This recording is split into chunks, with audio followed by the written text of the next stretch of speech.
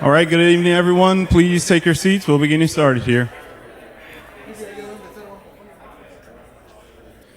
Well, for those of you that are joining us for the first time, welcome. And for those of you who have been here before, welcome back. And as you know, we like to start our meetings by grounding ourselves in the land and labor acknowledgement. This acknowledgement reminds us of the deep history of indigenous stewardship and the labor of enslaved Africans that helped shape the land that we're on today. This land and labor acknowledgement was crafted with the help of our Ideas Youth Committee, one of which we have to my right, our historians, and then also other cultural stewards who have helped us shape this land and labor acknowledgement. This serves as a reminder that this plan is not just about design, but also about creating a plan that reflects the full breadth of city parks and the city of New Orleans history, and then creates a place that brings joy, a sense of belonging, and a sense of healing for everyone that is able to come to City Park. And so with today's conversation about programming and storytelling, we hope to continue that commitment in the near and short-term future for City Park. And so like I mentioned, we have one of our Ideas Youth Committee members, Naomi, here to read the land and labor acknowledgement. Thank you.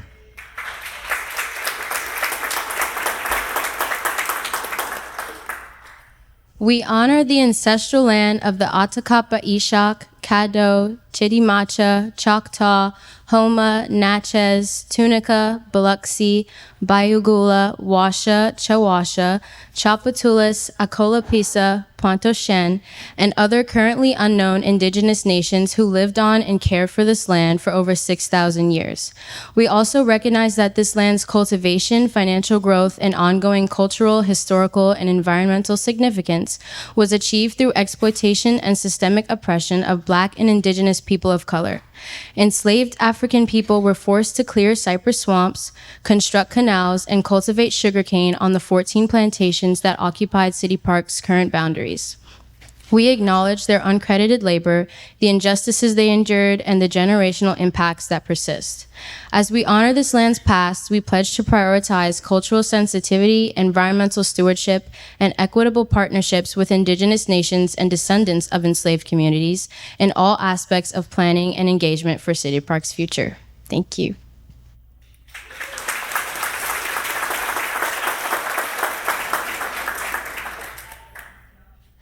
All right. Hi, everyone. Good evening. Welcome or welcome back. Show of hands for anyone new in the audience who has not been to a planning session yet. That's amazing. Yay. Okay, so my slides recapping where we've been and how we got here might take a little bit longer because we have some new folks in the room. Those of you that have been here, be helpful, right? Don't make them feel bad because they're new. All right, thank you all. Welcome and welcome back. So let's see. I'm starting with thank yous. First and foremost, thank you to you. Thank you to the New Orleans community. On behalf of City Park, everyone the park serves, thank you for the hard work that you've done creating a long-term master plan for City Park. This community has embraced City Park as a collection of shared spaces. You all have come together the way New Orleanians do it best, over a bowl of gumbo, talking about shared experiences, differing experiences, but bringing them all to the table, which has resulted in a really incredible plan for the future. After nearly 2 years of public engagement, which is kind of hard to believe, research, planning, and listening, you all have created a plan that outlines a thoughtful and intentional approach to enhancing and protecting the foundational elements of City Park. The City Park that we all know and love, that carries all of your memories with it, but also improving access to things like nature and more recreation, access to water, ecological recreation, and intentional land management. You're going to hear a lot about that. The plan also incorporates the growing and changing needs of our communities. You're going to see things that have been added or are recommended to be added to the park that come from people of all backgrounds, abilities, ages, that include the voices of young people. And through this process, you all have ensured that City Park remains a vibrant and resilient treasure and asset for our community. And as a leader, and without a hint of being condescending or patronizing. I'm real proud of y'all. Y'all have done a great job. This has been a lot of work. Today or tonight, we come together to talk about implementation, next steps, funding, programming. We have an activity about programming, and you're going to see some beautiful renderings of the master plan. I do encourage everyone after we're done tonight to spend some time with the maps, ask questions. There are people all over the room that can answer them. When we talk about programming tonight, it's important to remember that City Park values and is committed to embracing and welcoming the entire community into this park. It belongs to all of you. We're also committed to protecting and promoting long-standing partners we've had in the park for years, inviting new partners in. In fact, tonight we have a partner here with us, the Congo Square Preservation Society. I see members of other partnership groups. Thank you all for being here too. You're going to get an incredible treat from the drum circle after a while. This is an example of a partnership that came together through a focus group. These are incredible culture bearers and help us keep our commitment that was spoken about in the land acknowledgement about ensuring we're welcoming all people and cultures into City Park. I can't end, I'm actually not close to ending. That's on this, but it's not, I'm not done. But I won't end without saying thank you.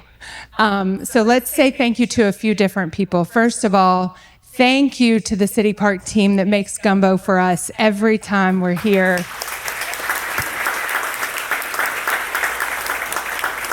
And the entire City Park team that is here every day tirelessly working for this park. If you see someone out in the park while you're here, please just give them a pat on the back and a thank you. They work really, really hard. I also like to thank our public engagement consultants. We have Concordia and Hawthorne Group in the room. Thank you to you for your hard work.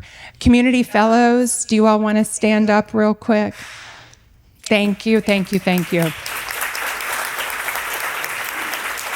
These are friends and neighbors who have been out in the community talking about this plan, serving as ambassadors. They will answer questions for you tonight.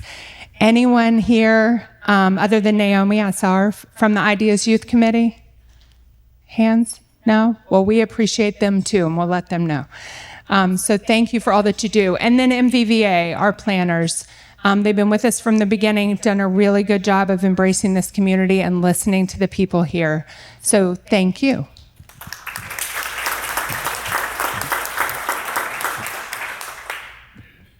All right, for those of you that are new to the process, we are going to have a little refresher on how we got here. So we did not just come up with this. You all helped us come up with this. You will see how we went through each step in the planning process, and each plan was built on, each meeting was built on the meeting before and also built on comments and feedback we received through meetings with focus group members, comments we received on the website, surveys, in-person interviews with people. We really tried to expand engagement in a way where we heard voices from all over. And also I want to make sure people know, those of you that have been here before, that each meeting did not occur in a silo and each comment you provided did not go unheard. So if you were here in April, we showed some beautiful concept drawings of the whole park. And one thing you may have seen is a slide in Couturier Forest. Does anyone remember the slide? Yeah, nobody liked that, sorry. Nobody liked that. So we took that out. The slide is, yeah. We also heard from folks that they were a little nervous about parallel parking on Marconi. So we took that out as well. I want to clarify that one though. We are still 100% committed to making Marconi a safer passage for families and children. If you are someone who lives in one neighborhood and needs to get to another down Marconi really fast, I'm going to introduce you to a different road. Canal, Wisner, they go a little faster. But between Harrison and 610 on Marconi, if everyone could just slow down a little bit, that would be great. We will do a traffic study on Marconi as well, so it will be based in data. Whatever decision we reach about Marconi, we'll make sure it's informed. All right. let's get started. So as a quick recap, when we expanded our engagement opportunities last summer, we created a metaphor for this process, which was making gumbo. We started with making groceries, pulled all of the data we had generated the year before through, again, surveys, meetings, public comment, and we brought it all together and created some core principles or foundational principles for the master plan. And at our community meeting that we held in December, we tested those core intentions with the public. I'm going to show you those in a minute. So essentially, we created foundational elements that can apply to the entire park, and that should be a string that you see woven throughout the entire plan. We tested those with the public in December, got really good feedback. We tested them with the Ideas Youth Committee, who added one to them. So it was a really important and encouraging exercise. In January, we met again and started talking a little bit about placemaking. What do you want to do in the places you love in City Park? What do you want to make sure stays? And how do we marry at the next meeting. In January, we just talked about placemaking. In April, we talked about marrying the foundational core intentions, foundational planning with the placemaking. And now we're here to taste test the gumbo, to make sure the plan feels right to everyone, that you have an opportunity to see it, you have an opportunity to provide feedback on programming. Now that you've identified new spaces and things you want to do in City Park or want to make sure you continue to do, we want to hear about how you'd like to see those places programmed. We received community feedback, over 30,000 comments on the City Park Master Plan. That's really impressive and a true testament to how much people love this space. When we first started meeting with folks on City Park, from the very beginning, a lot of the comments we received were, we'd like to have more shade, more parking, more restrooms, somewhere to get some water, shade. We care about stormwater management. So we took a step back and thought, well, this sounds kind of like what a park should do. And we're a park, so maybe we should just do these things instead of making this what the master plan is about. So we renamed them the Givens, so that in any project we do in City Park, and frankly, before we start any project in City Park, these are the things we're going to be thinking about. This is really, again, sort of foundational to how a park should behave. So we're gonna get on this. Don't worry. So these are the core intentions that we developed in the very beginning, again, based on your feedback. Really important, and again, you should see them through the entirety of the plan. Unified and welcoming experience, a safe and accessible park. We're going to promote landscape health, respect the history and cultural uses of the park, create fun and enriching experiences. The youth added that one. It's very important. The young people reminded us to have fun. And then balance the park's budget, revenue, and affordability, which was an added core intention that this group developed with us. When I mentioned placemaking, this was the meeting we held when we talked about the various zones of the park, what we enjoy doing in those zones, what we'd like to see more of. And we asked the public through meetings and surveys and comments, what would you like to see improved, revived, or added in City Park? And these are the key takeaways. We're not going to have a slide in the forest. Okay, all right. I keep forgetting that I jumped this slide. This slide is where I'm supposed to tell y'all that we're not going to have a slide in the forest. So I jumped it. I'm going to turn it over to Gulliver now. He's going to show you some beautiful renderings and walk you through the entire plan. Earlier, we had a meeting, and I said something that probably felt kind of mean to Gulliver. I said, in about 15 minutes, you're going to wonder if this is going to end. But that's not what I meant. I meant, like, he does a really good job of walking through the entire plan, but it's a 1,300-acre park, and we're trying to do the best we can with the entire thing. So what I meant was, it's worth sticking around and listening to all of it. There's good stuff at the end. Gulliver does a wonderful job. That's what I meant to say.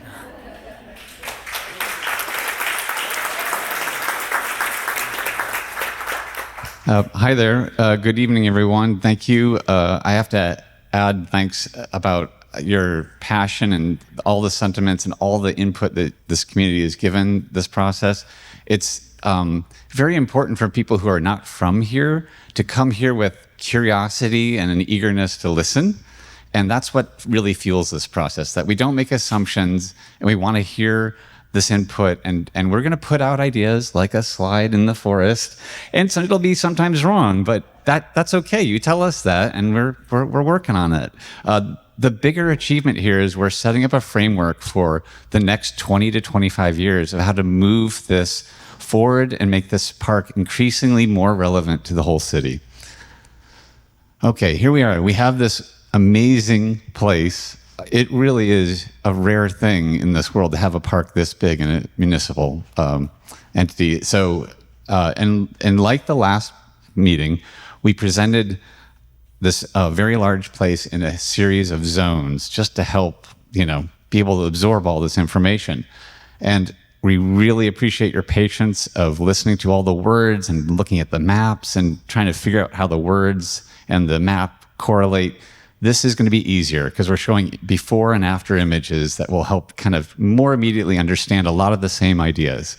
We will, of course, be using these plans on either side of the room to answer any questions, so we can talk about all those specific places that you care so much about.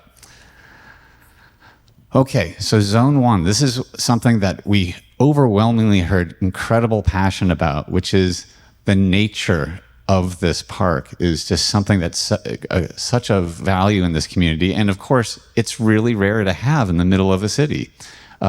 You often have to travel really far outside a city for people to have access to these kind of natural resources. So a part of that conversation that we've been having in this so far is being sensitive, this balancing act of being sensitive what's there, but also how to get more out of this. How do we guarantee this will be here for future generations, make it more resilient, think about water and biodiversity, and then also just making it more accessible, that you can get to Scout Island, but then you have to backtrack out to get in a car to drive to Wisner Tract. And so, or you can walk along Harrison, I suppose. But we're trying to make this more convenient and more coherent as what would be a 200-acre nature park.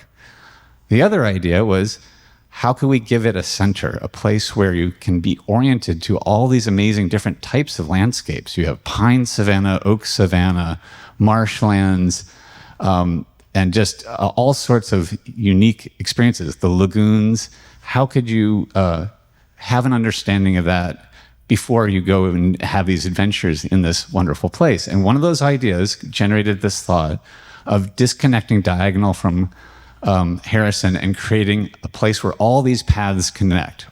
Or conversely, if you had 45 minutes, you could drive to this place at the center, with that circular area, and you have a hub where you can present and understand all the different choices of where you can go within this part of the north side woodland landscape.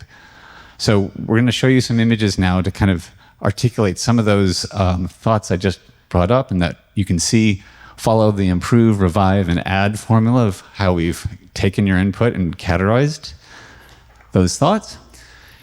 And we're starting with the lagoons. I assume a lot of people do know about this, but some don't.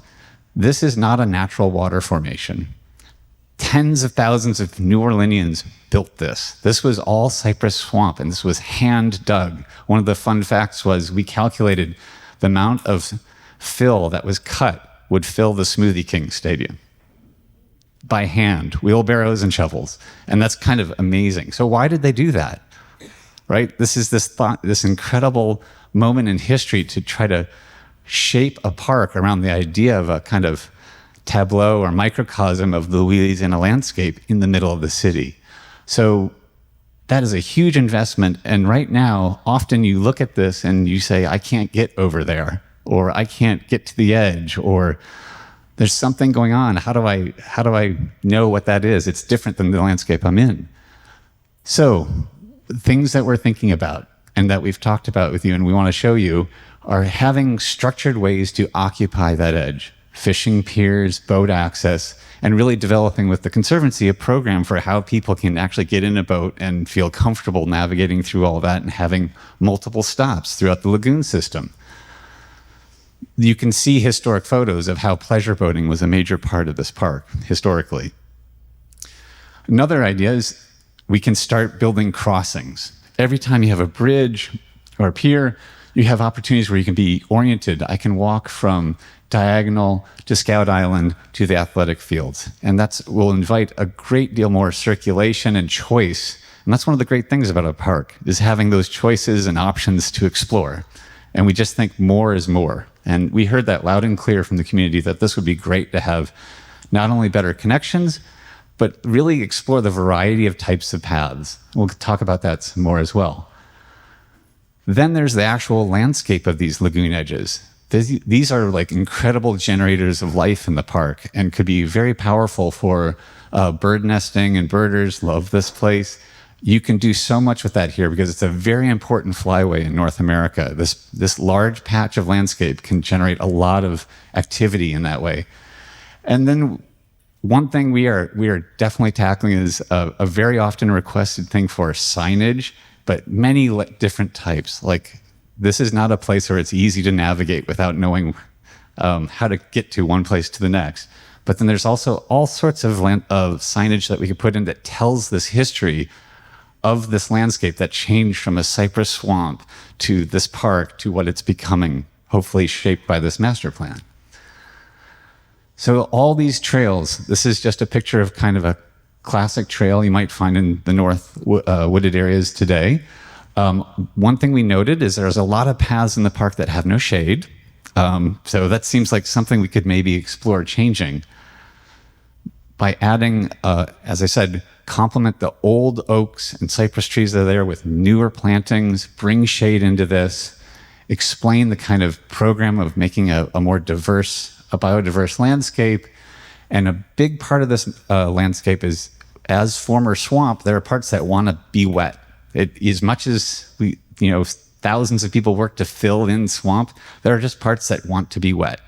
So we're trying to not fight nature as much, or make some of those areas that want to be wet, dig them down a little bit more. It helps the community to hold more stormwater in this park. We know that. So there's acres and acres and acres of land we could make more productive for dealing with wet weather. But then instead of just saying that's a stormwater thing, we want to add paths that are boardwalks, and we can actually explore and have more places in that kind of marsh environment, but also it helps shape the lawns when you're not in that environment. So you'll hear this theme again and again of successional planning, cutting down some of the low spots, elevating the higher spots to shape active places and lawns and places to explore and for nature to thrive in the wetter zones. Okay, so this is not an on-the-ground photo. This is looking at the disc golf course and all of these collections of pines and many different generations of trees, largely oaks, about 3 stories up. This is meant to represent the idea of that hub, this thing, this moment where you're in the center of the park and you really are about as far away from the city as you could be, and how could we celebrate this moment of being at the nexus of all these different landscape types and as far away from the city. And so we have this idea of this tree house, a kind of open air structure made out of wood, not a kind of foreign metal or concrete structure so much, but something that running groups could come meet at. You can meet a friend for a coffee here. Park docents could organize tours for this woodland landscape and trail system. And all the while, you have this panoramic view, 360 degrees, watching the birds hop across the tree canopy and all the different activities coming to this. We've also posited that perhaps with your ideas, we could develop even more programs here. Could you do a day camp in the park? Could you start introducing the youth into this area and having an understanding of Louisiana native landscapes? So this is the piece of pavement looking south on Diagonal.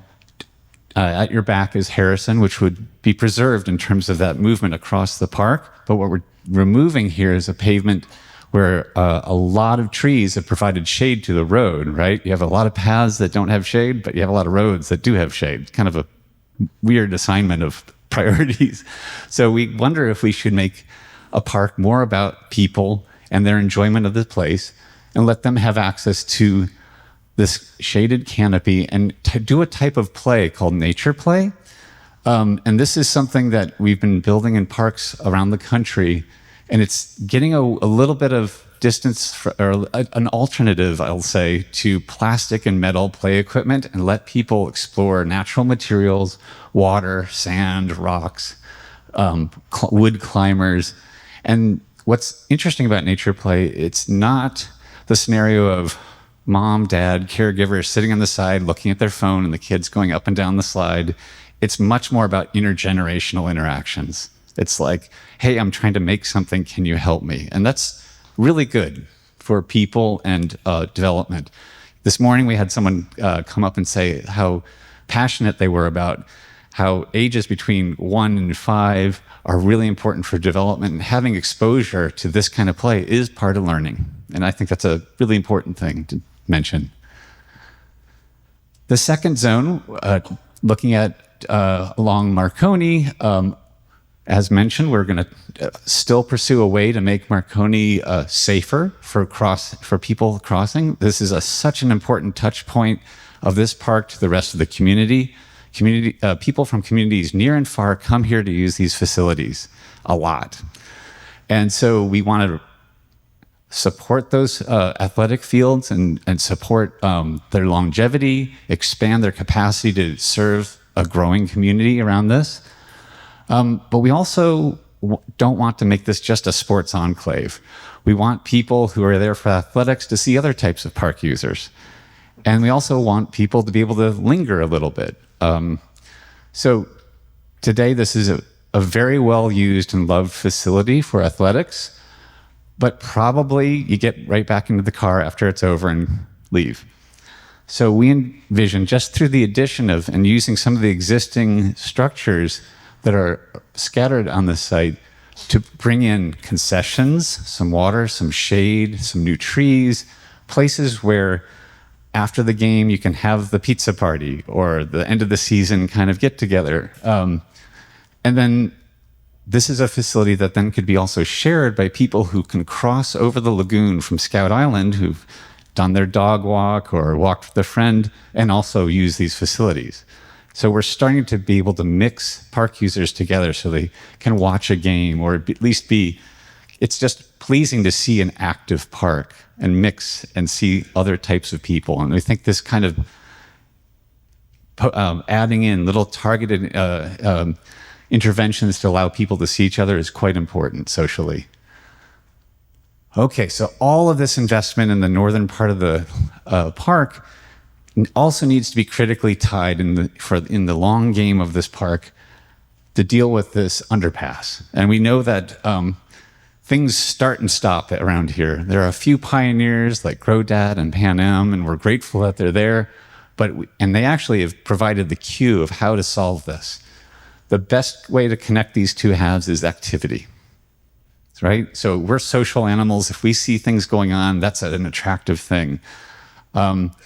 So right now, when you look north towards the train and highway crossing, you see fields that are not used, very well maintained in terms of mowing, some beautiful oaks, but there's really nothing that ever happens here.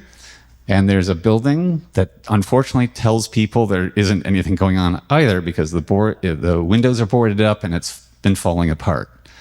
So there is funding already that we're going to leverage for repairing that building and using that. That was a big part of interaction in the conversation here about creating the maintenance corral anew with a courtyard that allows people to do special programming there. The youth especially, we're very interested in that, whether it's boat building or dance classes or whatever, we'll figure it out. But a protected space like that is, you can do something different than just in a green field. And then for all this area, we heard so much about how high schoolers and young adults didn't have a space in the park for them. Like after the Ladybug ride, they get tired of that. They're kind of like checking out a city park. So we're putting on the table a lot of things like sport courts that don't exist in the park today, or something like a wheel park. This is very popular in the world right now, where you can, whether it's a skateboard or a scooter or BMX biking, the kind of all those communities share and show off what they can do. And what's great about that is it's really fun to watch as well. You got to create spaces for people who don't do that to be like, wow, that's amazing what you can do. And it's, I think also people love to be watched when they do that. That's what makes so it's a self-fulfilling circle, right? And then cooling gardens and just more successional tree planting, because that, 150-year-old oak someday will not be there. And so we need to plant in all of these spaces, places for successional planting. Okay, and then here's the core issue. This does not say park, welcome to City Park at all. And you have no choices. So the solution for how to make this feel more like a park and give people breadcrumbs to feel like, yes, I want to make it through this and get to new things, is first give people choices. So instead of just being forced to walk along the road, which you might use for some destinations, put a little bit of signage that helps people, gives them a cue that there's more park to go, and create new places to walk, like accessible paths to say, hey, I'm going to Pan Am. I'm going in the right direction, as opposed to a T intersection and kind of what do I do now? And then so we do that on both sides. We kind of fan out circulation and introduce trees. So again, some little cue that this is a park and it's meaningful. And then, as I said, the signage, just breadcrumbs, and this is a really huge part of the master plan, is to develop a strategy to start orienting people and giving people the cues at the right points so that they can understand where they are and where, if they want to get to a destination, where to go. All of this makes you not focus so much on the highway and start thinking about these windows of destinations to go beyond. So we wanted to go further, though. You'll notice there's no light poles in here. It's not because we want it to be dark. It's quite the opposite. We want to use a kind of outdoor technology to bring in something really wild and transformational, to take attachments to the highway structure, which don't actually connect to the structure, they just clamp on, to support an art installation of light. So it certainly checks the box of safer because it's lit, but then it could be cross-programmed with art exhibits at NOMA or Celebration of the Oaks. There's just endless possibility of how we can kind of use this space to be an icon for the park, as opposed to something that you feel a little bit ashamed about. Okay, so now you've made it through this passage and hopefully had this wonderful experience already. But right now, there's nothing telling you, hey, here are the lagoons, here's these amazing nature parks. Right now you have a gravel parking lot, a place that gets constantly inundated with water. And this is where 610 meets grade, so it's a very loud highway. So there's nothing telling you about I'm now arrived at a park. And so we really want to do a lot to celebrate this moment, because this is where 3 of the lagoons converge. So there's a lot of deep views along the waterways that are completely choked off by vegetation right now. So again, that theme of digging out spots hold the water and hold more water, and then take that cut and fill the material into mounds that will actually help abate the sound coming from the highway. We've done this in other places, such as Brooklyn Bridge Park, where we use landform to help abate the sound of an at-grade road. And then that hill what we're calling it Hangout Hill, because it's something that you can immediately crawl up. We don't know how high it'll be yet exactly, but it'll give you a chance to look out over this wonderful convergence of lagoons. And then we're going to edit that edge vegetation, get rid of the invasives, and create some boardwalk structures that allow you to go right away after passing through the 610 underpass and see the most incredible asset of the park, which is this lagoon system. Also, we'll be using one of the main bridges to that little island, which is a sweet little island that most people don't get to experience, on the way to the quad. So you can immediately get right into the middle of the park, towards that tree house we showed earlier. Okay, now we're going to move south of 610 and talk about what we call the Roosevelt Mall landscape. all these important kind of institutions in this area around Roosevelt, the Children's Museum, the Botanic Garden, the amusement park, and Tad Gormley. And also the very active track. Like every time I've ever come here, it's just bustling with people. That's all of those things are treasures and great things of the park, but there isn't a much cross circulation. And Roosevelt Mall is largely just a road where people drive a little bit fast and find the opportunity to park, but there's not much going on. And so we think there's a way to kind of build a more connective middle between all of these pieces. So probably most people don't experience Roosevelt Mall this way, but there's just incredible pools of shade, and it's really nice. And most people are walking on this very small sidewalks on the edge, and there's a lot of cars. We want to edit the road a little bit, still have some parking on the outboard sides, but introduce people with a kind of linear, meandering path through this. Plant new trees, again, for that, to make sure that this maintains itself as a shaded place for generations to come. And there's this wonderful old tradition that you can see in historic photos of this park of circular benches around new tree plantings that protect the tree roots, but also offer places for people to gather and sit. And then this could be a wonderful place for outdoor markets, art displays that when you're just walking into the park, you get to experience, walk the dog. Someone mentioned a great idea of having a food truck festival on Roosevelt. This is like a perfect place to accommodate something like that. Okay, we're almost there. This is that moment we're talking along. We talk about the big lake landscape, and this is, structured largely by a lot of great trees and 2 exercise loops or just circulation loops that people enjoy, and then a lot of lawn. And of course, it's famously, places where the festival grounds have Voodoo Festival and people standing in wet areas for the festival. So we thought that is a really big driver to think about. And by the way, here's your path with no shade. But this often inundates in wet weather, and you just have to walk through the lawn because the lawn is an invitation to occupy it. So what we want to do is clarify all this. We want to shape areas that will get wet. So again, we're digging a little bit and taking what we've dug and raise the lawn areas because we want those to be dry and support activity areas. And not just one big carpet of lawn. We want to break it up into little spaces. And what's interesting about that is some people want to sit on like a little small niche of grass with a couple friends, or something like a drum circle could take ownership once in a while, one of these spaces.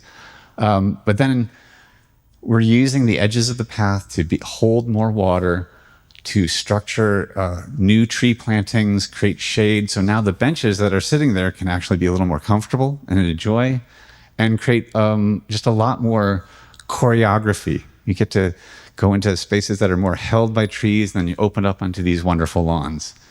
Another iteration of that on the northern loop, you can see there I've planted some, the Conservancy has planted some newer trees more recently there, but which is great.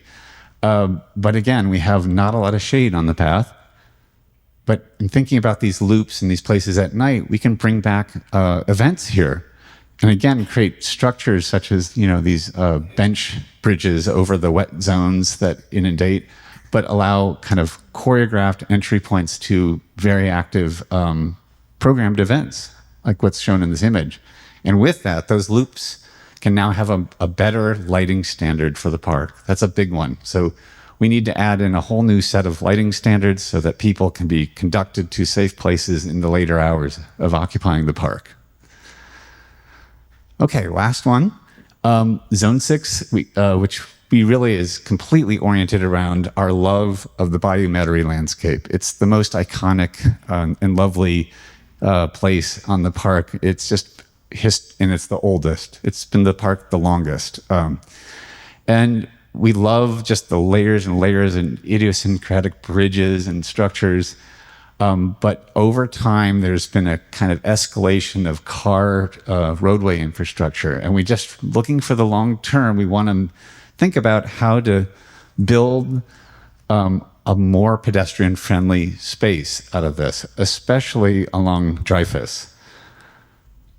So this is Dreyfus today, and looking towards the center of the park, and it's quite a wide road, and the Bayou Metairie landscape on the right kind of hits this record scratch, and it's a lot of parking lots. And we just think we could do better, and over time, turn this into something that allows for bikes and other circulation paths for pedestrians, rethink the parking lots to have shade, better stormwater management that tie into the bayou, and just create a more cohesive wayfinding. So when you get out of the parking lot, we're really thinking about, okay, I'm here, how do I get to the bayou? How do I get to the Botanic Garden? And try to put signage in the right place and have people start to have a park experience as soon as they open the car door.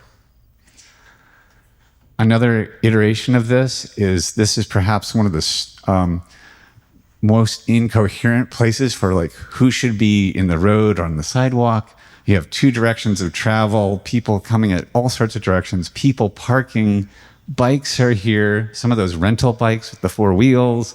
I've seen it all here, and they're all on the road. No one uses the sidewalks really. So again, this is a place that we think we can get the everyday traffic further afield, use other parts of the existing road network, and bring this back to only being for deliveries to NOMA and emergency vehicles, but allow a critical bike connection up through the middle of the park, which does not exist at all. My first visit here was getting on a blue bike and just ending up in the road constantly. And then adding the light standards, the new successional trees, and using that bridge over the sculpture garden as a kind of plaza that could be programmed. Maybe we have movies at the back of NOMA or something like that. We think this kind of space there's not a lot of those in this park, and it's a natural given flat space for that.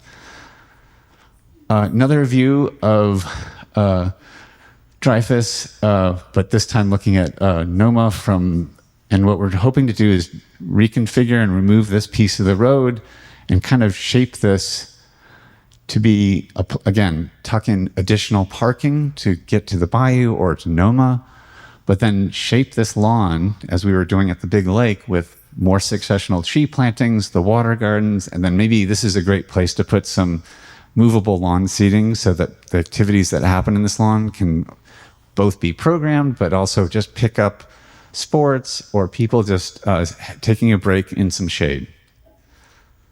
And lastly, what the master plan is really thinking a lot about how does all this wonderful stuff that happens in the park project itself at its entries? Because right now it's very much dominated by vehicle infrastructure, and it's often not very safe. I mean, we've heard so many comments, whether it's along Wisner, Marconi, or other roads that are just end up with a lot of accidents and near misses, and with that you just get road infrastructure and not what you want to see, which is activity in the park.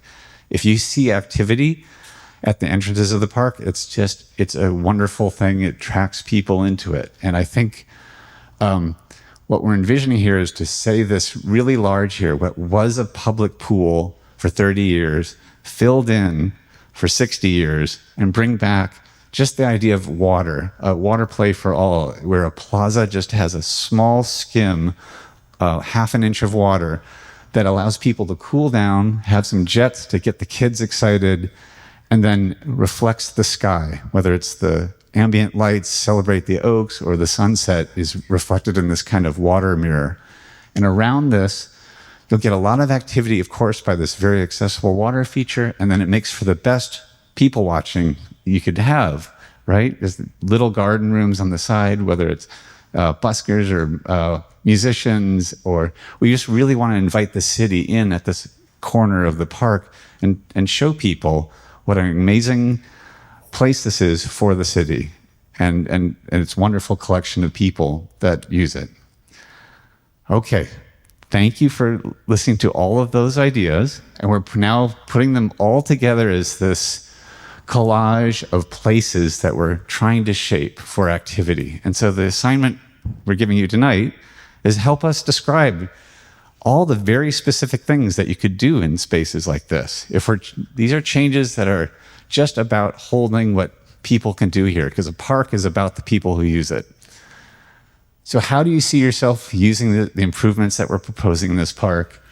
And how could the Conservancy help facilitate this? So just to give you a few tools for thinking about this, because it's a very open-ended question, we realize that. We just gave you some categories to think about. One of the best things about parks is you can walk into a park and kind of do most anything you want. That's the joy of it a little bit. So self-driven visitor opportunities, picnicking, fishing, you know what you like to do in a park. That's what's great. We love watching that. We can't control that. It's part of what's exciting about parks. But what we've learned is this is also not just a everyday park. It has such an incredible history. Every time we're here, we learn more about the layers and layers of history. And I think we could do better than the kind of traditional historic marker that you see. And we've been wanting to make a real project out of thinking about getting all the layers and voices about the history of this place, the history of the land. Rebecca mentioned this earlier, and start to bring that into the storytelling of the experience, that as you walk through this, you learn more about this place.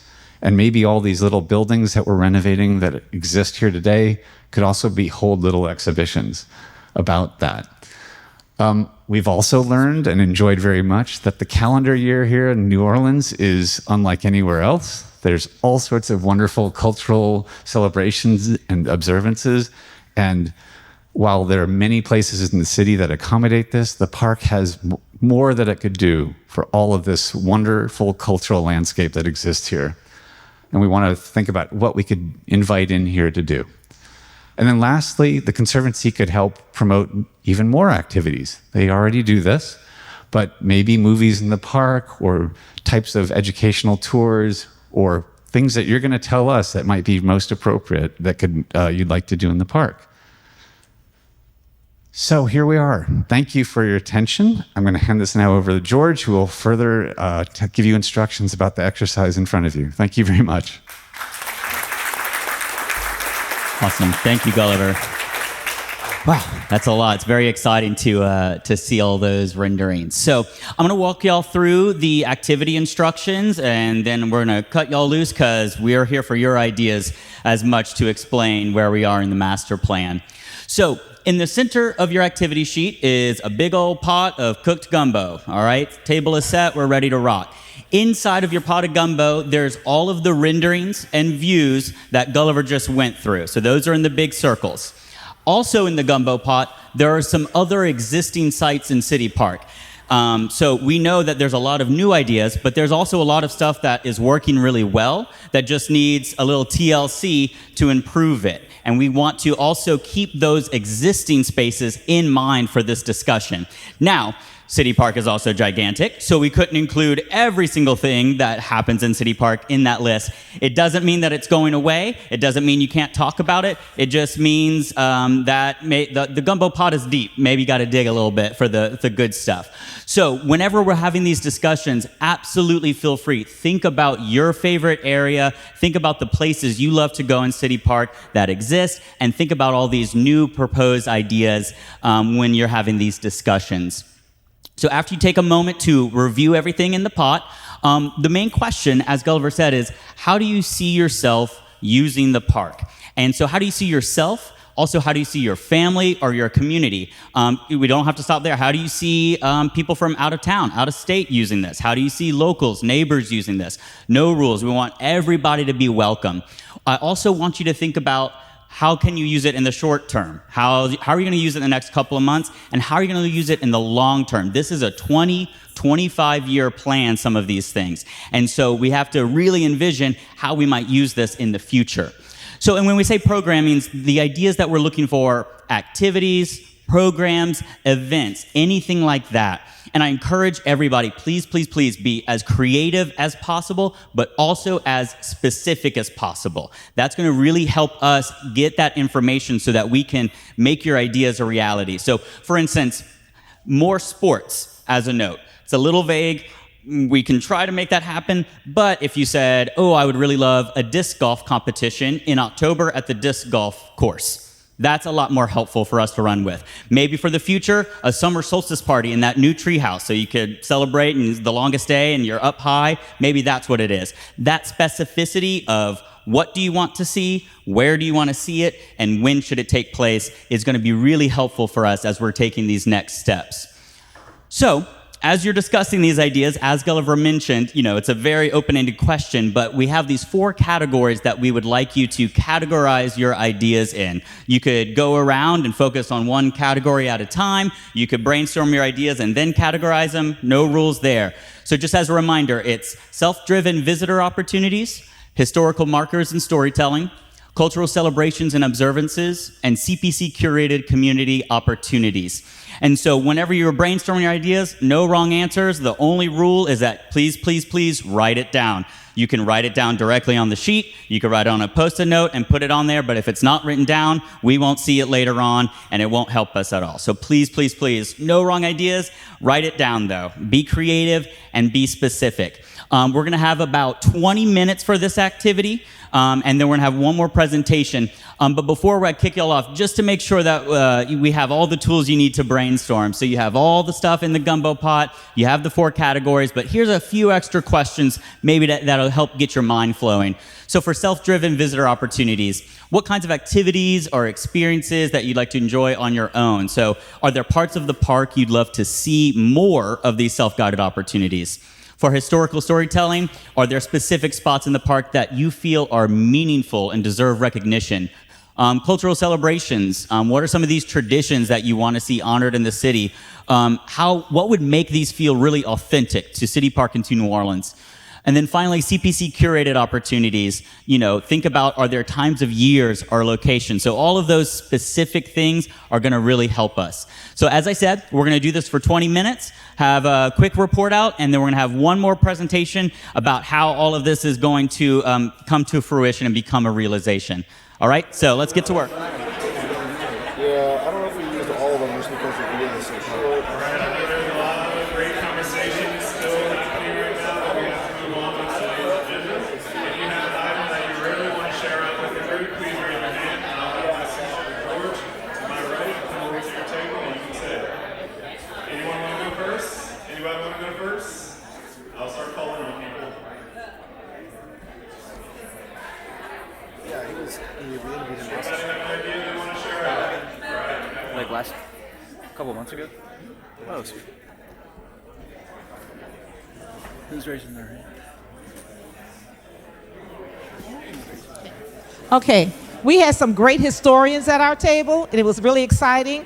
So they really talked about, one great idea was having an observatory with a telescope to be able to look at the sky at night, and also STEM education when we looked at how you had that treehouse. So how could we look at doing education at the same time that we're looking at doing like nature?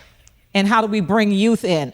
But I also had great things about the history of so many things in City Park and those markers that could be throughout City Park that talks about all of these areas that we're in. So we had some great historians here that really talked about that. So we had some very lively information here, and I was educated. So I want to thank my group for all the great ideas that they had.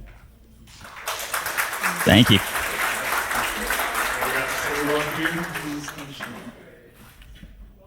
All right, I got some lovely ideas from our group. One is that possibly providing a shuttle service between some of these areas of the park for folks who maybe just have a little bit of difficulty getting around. As a programming note, a wine bar would be lovely, and it'd be lovely to overlook the sculpture garden. Also, some wonderful ideas about painting, yoga, and markers for the colony of oaks. And the different historical oaks that we have, some better markers for that.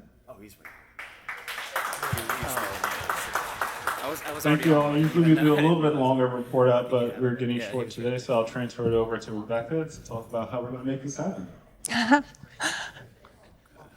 All right, thank you very much. Thank y'all for sticking around. This is really exciting. I did forget one thank you earlier, which is to Myers Lemonade, one of our partners here in the park. Thank you all for being here. I also, before I end, I want to make sure we acknowledge the Congo Square Preservation Society drum circle that's here today. As I mentioned earlier, a new but really special partner for City Park. They're not new to the park, but we're developing a new partnership, and it's really meaningful, and we really appreciate it. So they're going to treat us to something special when I'm done, which means I'm going to go pretty fast. I don't know if you knew you were here to learn something in addition to what you already have been learning, but I'm here to give you a little lesson. All right. We talk about City Park a lot as being big. How big is it? Yeah. It's 1,300 acres, and it is as big as other cities in our area. It's as big as some of what we consider to be our biggest neighborhoods in New Orleans.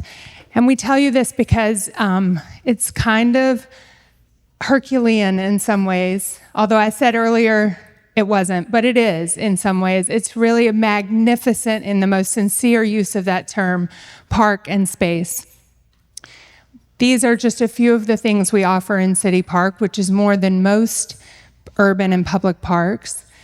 And we also have a significant number of departments working hard every day to keep this park well maintained. I worked for the city of New Orleans for a while. I think we might have more departments than they do. In 2022, we started a nonprofit conservancy model of operation. This is similar to how most large urban parks in the country are run. City Park Improvement Association is a state agency. They've run the park for over 140 years, and they partnered with City Park Conservancy for day-to-day operations of the park. The most significant impact of this change was that now we can fundraise as a nonprofit. So this is just a diagram of the governing structure. The state and the public is ultimately who we answer to. City Park Improvement Association is an independent agency of the state. They own all the assets in City Park. And City Park Conservancy has the employees, and we manage day-to-day operations.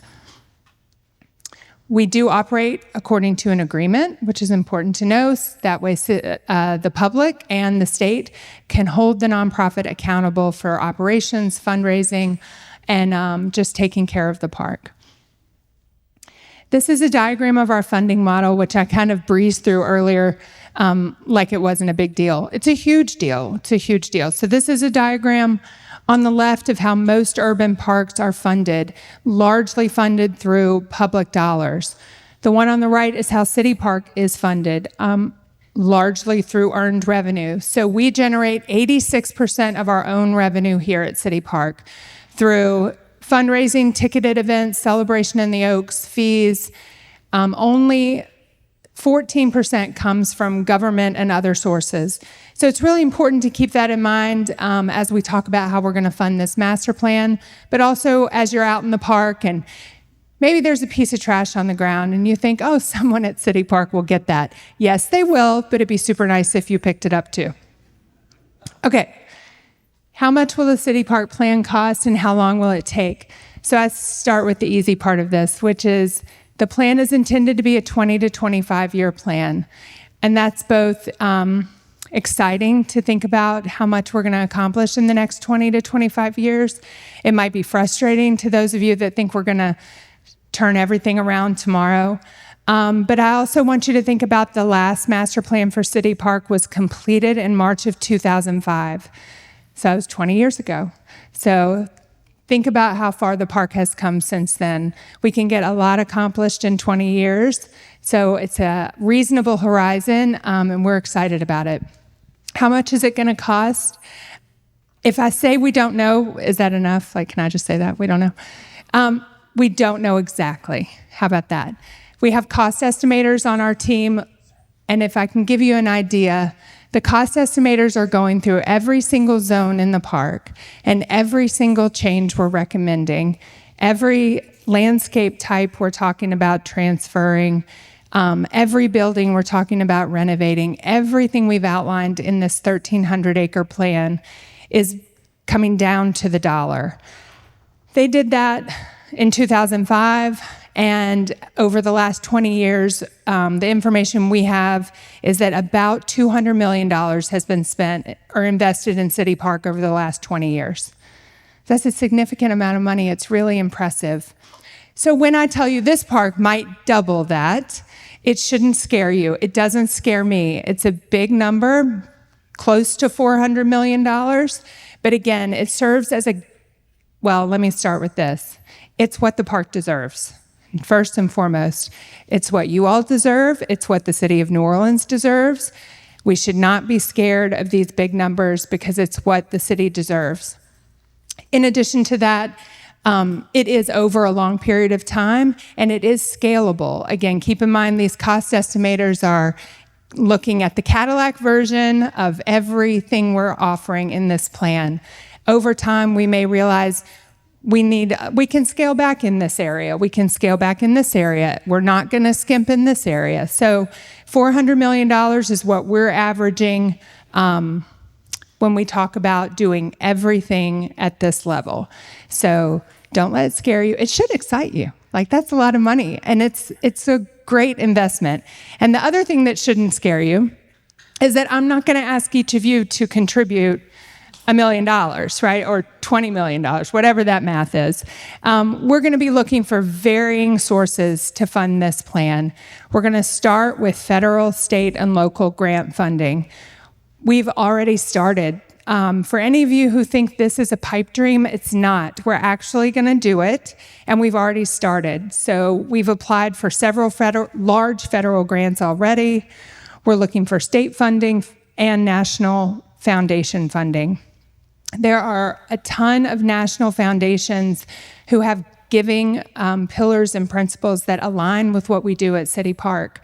So we're ripe for their giving.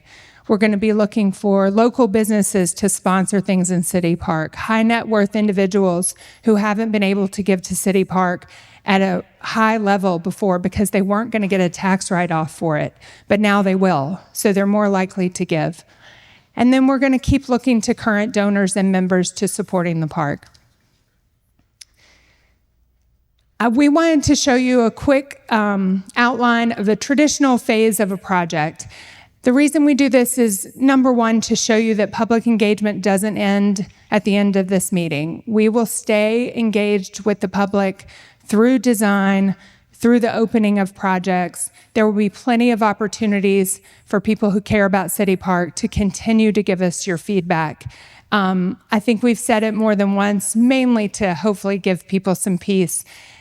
A master plan is a high-level intent. This is what we intend to do for City Park over the next 20 years.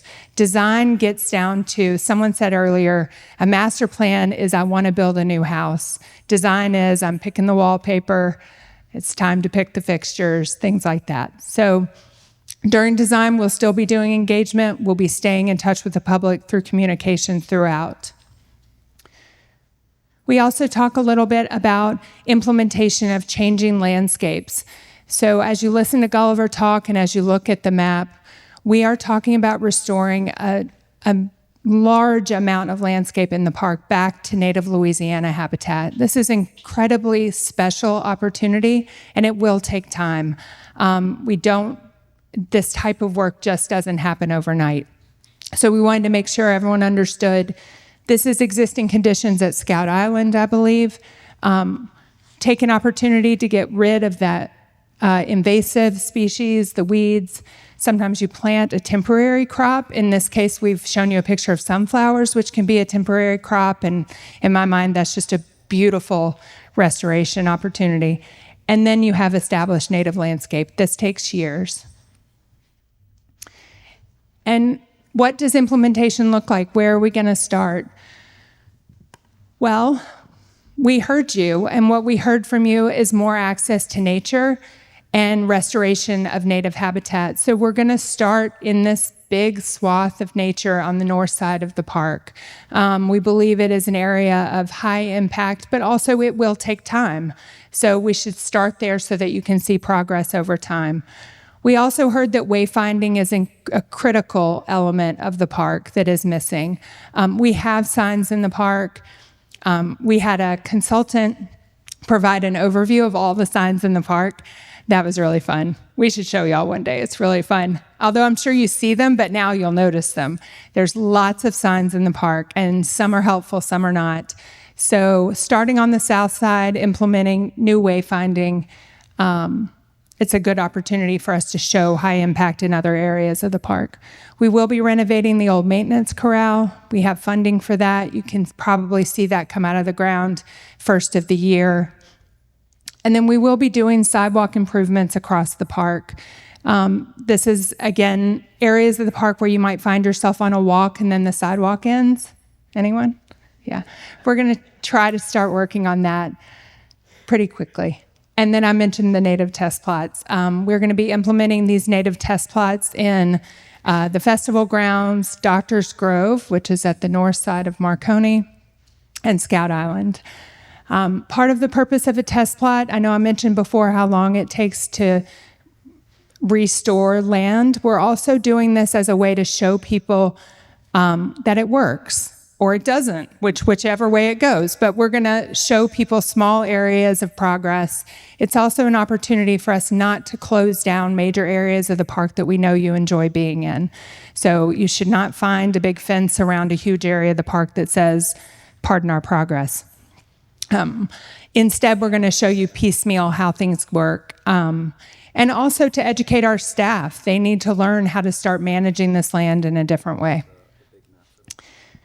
And then how will we implement the givens? This was a big question. So you're going to start seeing this immediately. We talk a lot at City Park about how if we can't take care of what we have now, then I can't ask you to help me fund what we want to do in the future. You're not going to trust that I'll do it or that I'll take care of it. And so our team finds it really important to start showing the community now how we're investing in infrastructure and maintenance of what we have. So over the next couple of years, you can expect to see restroom renovations throughout the park. New drinking fountains, this one you'll see actually pretty soon. We already ordered them. I'm real excited. Sidewalk repairs, as I mentioned before, we already have some funding for sidewalk repairs in the park. Tree plantings, you've probably already seen them. We just did a tree planting on Palm Avenue on the festival grounds. And then meaningful reinvestment in park infrastructure. That's sewer lines. Yeah, that's nice, the nicer way to say it. All right, next steps. So 2 boards need to approve this master plan. They both meet at the end of August. So my hope and belief is that they will both pass the plan and we will maybe take a few days to breathe, maybe not, and then get started. That's where we lead to phasing and implementation, where we start to identify sections of the plan that turn into projects. So just for future knowledge, the zones that Gulliver talked about do not necessarily equate to a project. We will be pulling out of the zones projects that make sense and phasing that makes sense. We can't build something that requires something without the other thing first. Y'all know what I'm trying to get at. It's been a long day. Okay. And then programming and historical and cultural initiatives. We're going to start working on this right away too, taking all of your feedback that we got tonight on programming, looking at our current partners and future partners, and trying to identify what can we put in place now, what can we start planning for the future. All right, we have left on the table a pledge card for each of you. This is where you get to tell us how you'd like to stay engaged. I commit to you that we will stay engaged, and now I'm asking you to stay engaged. There are different ways you can. Let's see, here's the pledge card. You can volunteer, make a contribution, tell a friend about the park, share what you learned today, attend meetings in the future, bring someone to City Park who's never been before, become a member, all kinds of ways that you can continue to support us.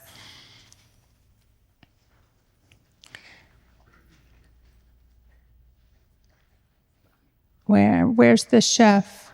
Oh, are we reaching the end? Yeah. All right. Well, then I'm going to say sincerest thank you. This has been an incredibly meaningful journey. I really appreciate it. And again, this is not the last you're hearing from us, but we appreciate it. And I'm going to hand it back over to the chef. Thank you.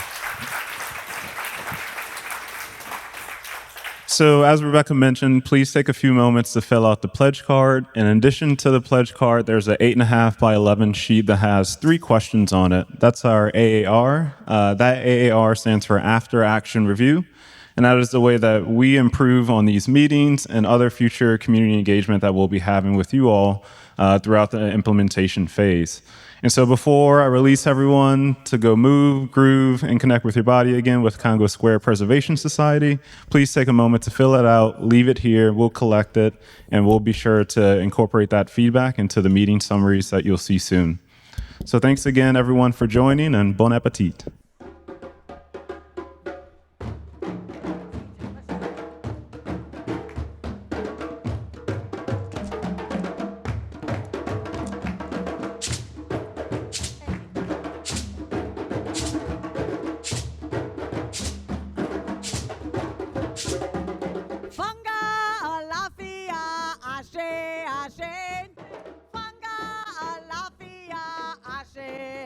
We say, Funga, Alafia, Ashe.